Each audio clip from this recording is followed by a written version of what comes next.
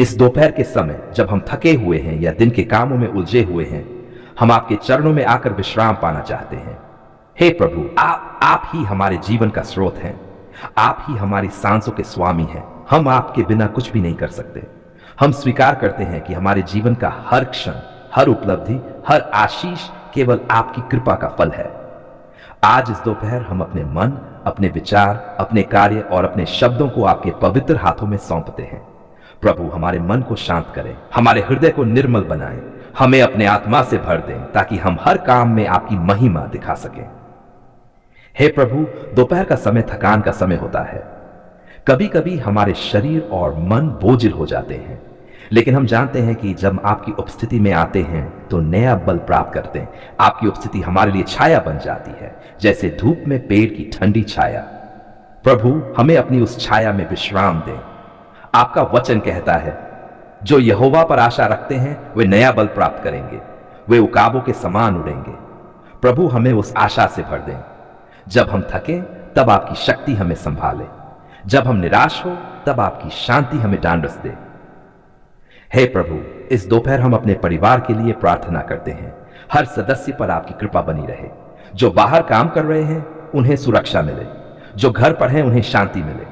प्रभु, हमारे घर को अपनी उपस्थिति से भर दें ताकि हर कोने में आपका आशीर्वाद झलके।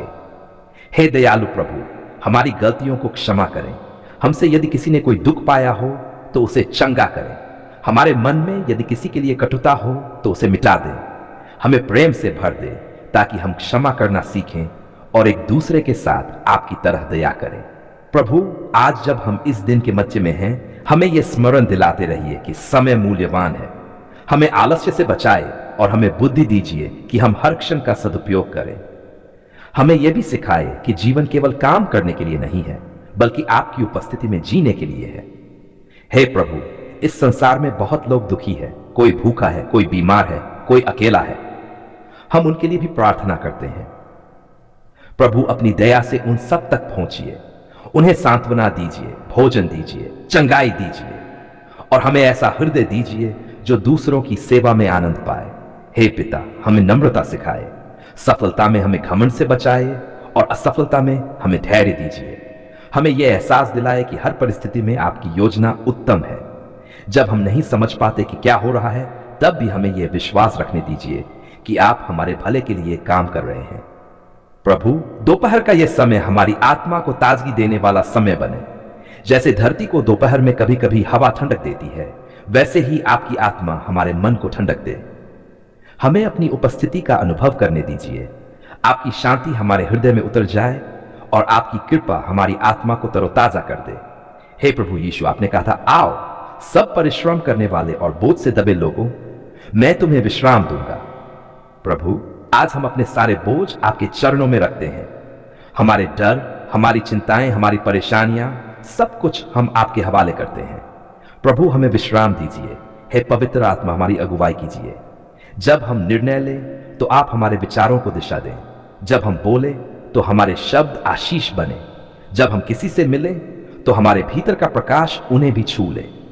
हमें ऐसा जीवन दीजिए जो आपके प्रेम की गवाही दे। प्रभु, इस दिन के शेष भाग में जो भी कार्य हमारे सामने हैं, उनमें आपकी कृपा और आशीर्वाद बना रहे।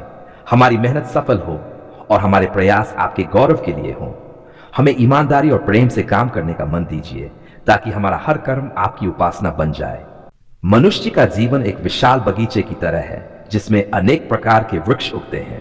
कुछ वृक्ष जीवन के होते हैं जो हरियाली, छाया, मिठास और फल प्रदान करते हैं। वहीं कुछ वृक्ष ऐसे होते हैं जो दिखने में सुंदर होते हैं, पर उनकी जड़ें भीतर से जहर फैलाती हैं। इन्हीं वृक्षों में से एक है मृत्यु का पेड़, जो बाहरी रूप से जीवन का हिस्सा दिखता है, लेकिन भीतर आत्मा को धीरे धीरे नष्ट करता जाता है। जीवन में मृत्यु का पेड़ कोई वास्तविक पेड़ नहीं होता।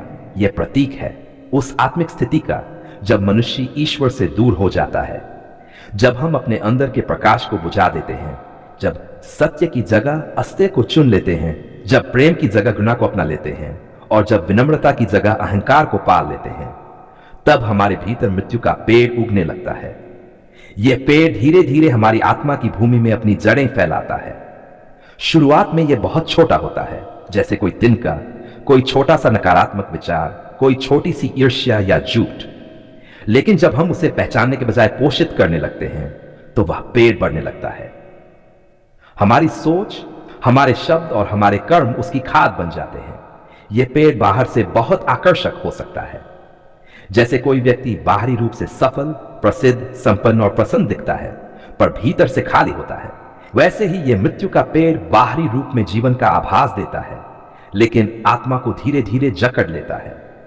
मृत्यु का पेड़ किसी भी व्यक्ति के जीवन में तब उगता है जब वह ईश्वर पर अपना भरोसा खो देता है, जब उसे लगता है कि वह स्वयं ही अपने जीवन का स्वामी है और उसे किसी उच्च शक्ति की आवश्यकता नहीं। उसी क्षण से यह पेड़ अपनी पहली जड़ें गाड़ देता है। मनुष्य का अहंकार इसकी मिट्टी बन जाता है, उसका स्वार्थ इसका पानी और उसका असत्य इसका सूरज। इस तरह यह पेड़ धीरे धीरे पूरे जीवन को अपने वश में कर लेता है। यह पेड़ हमारे भीतर की शांति को निगल जाता है। जो व्यक्ति पहले प्रेम से भरा था वह कठोर हो जाता है। जो पहले दूसरों की भलाई सोचता था अब केवल अपने लाभ के बारे में सोचता है।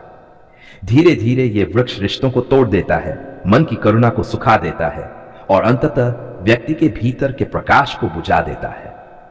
जीवन में मृत्यु का पेड़ तब और तेजी से बढ़ता है जब मनुष्य प्रार्थना से दूर हो जाता है, जब वह अपने भीतर झांकना बंद कर देता है और केवल सांसारिक चीजों में खो जाता है, जब वह धन, नाम और शक्ति को ही जीवन का लक्ष्य मान लेता है, तब उसकी आत्मा की जड़ें सूख जाती है। उस समय उसके भीतर मृत्यु का पेड़ पूर्ण रूप से पनप जाता है। यह पेड़ दिखने में फलदार होता है पर उसके फल जहरीले होते हैं। उसके फल से घृण, क्रोध, ईर्ष्या, स्वार्थ और असत्य जैसे विष निकलते हैं। जो भी व्यक्ति उस वृक्ष की छाया में रहता है वह धीरे धीरे अपने भीतर की जीवन ऊर्जा खो देता है। ऐसा व्यक्ति बाहर से जीवित दिखता है लेकिन भीतर से मरा हुआ होता है। यह मृत्यु का पेड़ न केवल व्यक्ति को प्रभावित करता है बल्कि पूरे समाज को भी। जब समाज के लोग सत्य, न्याय, प्रेम और करुणा से दूर होते हैं, जब झूठ, हिंसा, लालच और अन्याय फैलते हैं, तब समझना चाहिए कि समाज के बीच भी मृत्यु का पेड़ उग चुका है। यह समाज को विभाजित करता है, इंसान को इंसान से दूर करता है और अंततः मनुष्यता की जड़ों को खोखला कर देता है। लेकिन यह सत्य है कि हर मृत्यु के पेड़ के पास जीवन का बीज भी छिपा होता है, क्योंकि जब मनुष्य अपनी गलती को पहचान लेता है, जब वह अपने भीतर के अंधकार को स्वीकार कर लेता है और प्रकाश की ओर मुड़ता है, तब मृत्यु का पेड़ मुरझाने लगता है। यह पेड़ केवल एक मार्ग से सूख सकता है, प्रेम, क्षमा और ईश्वर की उपस्थिति के जल से। जब व्यक्ति प्रार्थना करने लगता है, जब वह विनम्र होकर अपनी भूलों को स्वीकार करता है, जब वह दूसरों को क्षमा करता है और सेवा का मार्ग चुनता है, तब उसके भीतर जीवन की हरियाली लौट आती है।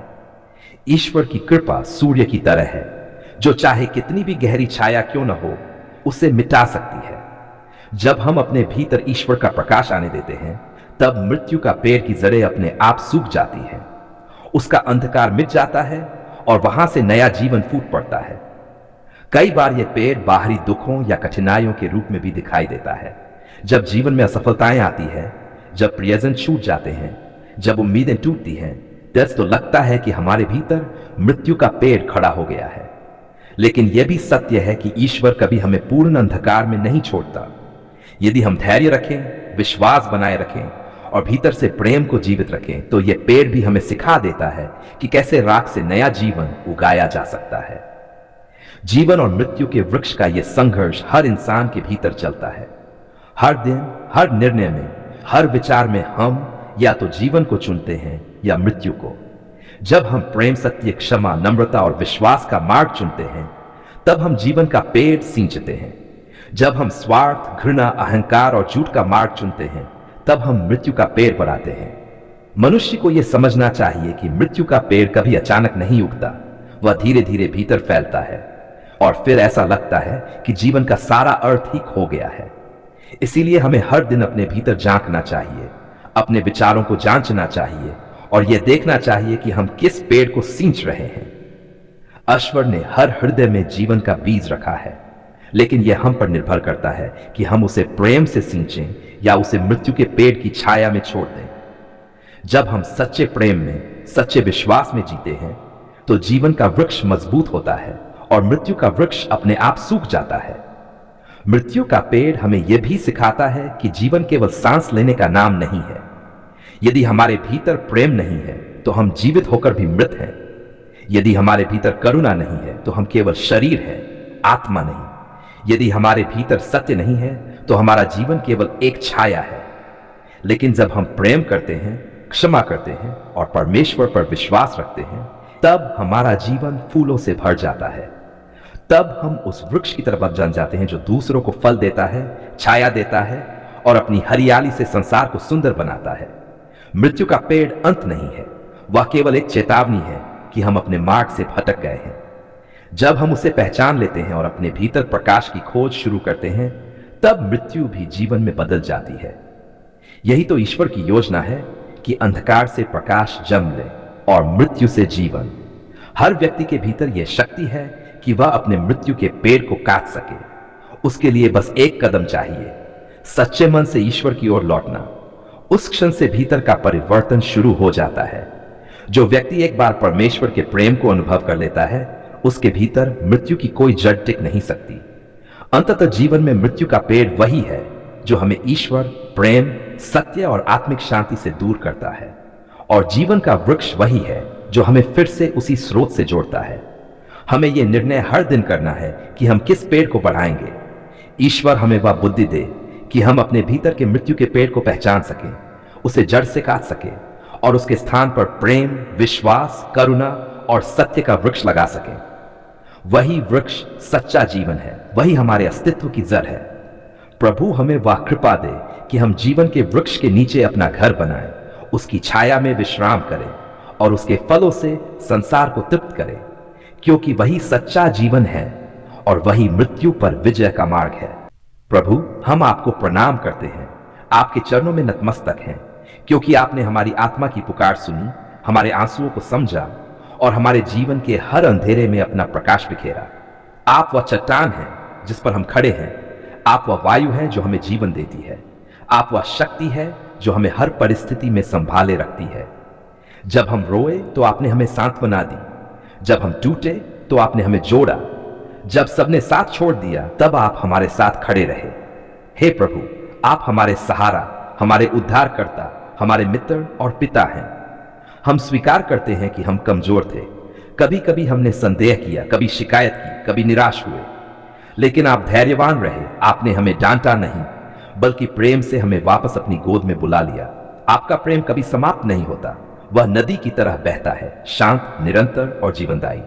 धन्यवाद प्रभु, आपने हमारी पुकार सुन ली। जब हम अंधकार में थे और किसी प्रकाश की किरण की खोज कर रहे थे, आपने हमारी आंखें खोली कि हम समझ सकें कि आप सदा हमारे साथ हैं, यहां तक कि तब भी जब हम आपको महसूस नहीं कर पा रहे थे। जब हमारी आशाएं टूट गई, आपने हमारी आत्मा में नई आशा जगाई। जब रास्ते बंद लग रहे थे, आपने एक नया द्वार खोला। जब हमें लगा कि अब कोई उपाय नहीं बचा, आपने अपने चमत्कार से राह बनाई। आपने हमें सिखाया कि विश्वास का अर्थ है अदृश्य पर भरोसा करना और असंभव पर विश्वास रखना। हे प्रभु, आप समय के स्वामी हैं। आपका हर उत्तर सही समय पर आता है, कभी तुरंत, कभी देर से, लेकिन सदा उचित समय पर। हम सोचते रहे कि आप हमारी प्रार्थनाएं नहीं सुन रहे, लेकिन अब समझ आया कि आप हर पल सुन रहे थे, बस हमें सही समय पर आशीष देना चाहते थे। धन्यवाद प्रभु, आपने हमारी पुकार सुन ली। जब हमने अपने परिवार के लिए प्रार्थना की, जब हमने अपने बच्चों के भविष्य के लिए आपके चरणों में सिर झुकाया, जब हमने अपने घर में शांति के लिए आंसू बहाए, जब हमने बीमारी में चंगाई मांगी और जब हमने असफलता के बीच उम्मीद की याचना की, आपने हमारी हर पुकार का उत्तर दिया, कभी आशीष के रूप में, कभी परीक्षा के रूप में और कभी धैर्य की सीख के रूप में। आपका धन्यवाद है प्रभु कि आपने हमें इंतजार करना सिखाया, क्योंकि इंतजार में ही विश्वास की परीक्षा होती है। हमने सोचा कि आप चुप हैं, लेकिन आपकी चुप्पी में भी शिक्षा थी। आप हमें तैयार कर रहे थे उस आशीष के लिए जो आने वाली थी। धन्यवाद प्रभु कि आपने हमें उस राह पर चलाया जहां कभी कभी कांटे भी थे, क्योंकि उन्हीं कांटों ने हमें नम्रता सिखाई। आपने हमें गिरने दिया ताकि हम उठना सीख सकें। आपने हमें अंधकार में जाने दिया ताकि हम प्रकाश की कीमत समझ सकें। आपने हमें वह नहीं दिया जो हमने मांगा, बल्कि वह दिया जो हमारी आत्मा को चाहिए था। आपने हमारी योजनाएं तोड़ी, लेकिन अपनी उत्तम योजना हमारे लिए तैयार रखी। आपका हर ना भी किसी बड़ी हां का हिस्सा था जिसे हमने समय के साथ समझा।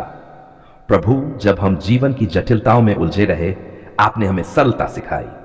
जब हम दूसरों पर निर्भर थे, आपने हमें अपनी उपस्थिति में आत्मनिर्भर बनाया। जब हम भयभीत थे, आपने हमें साहस दिया।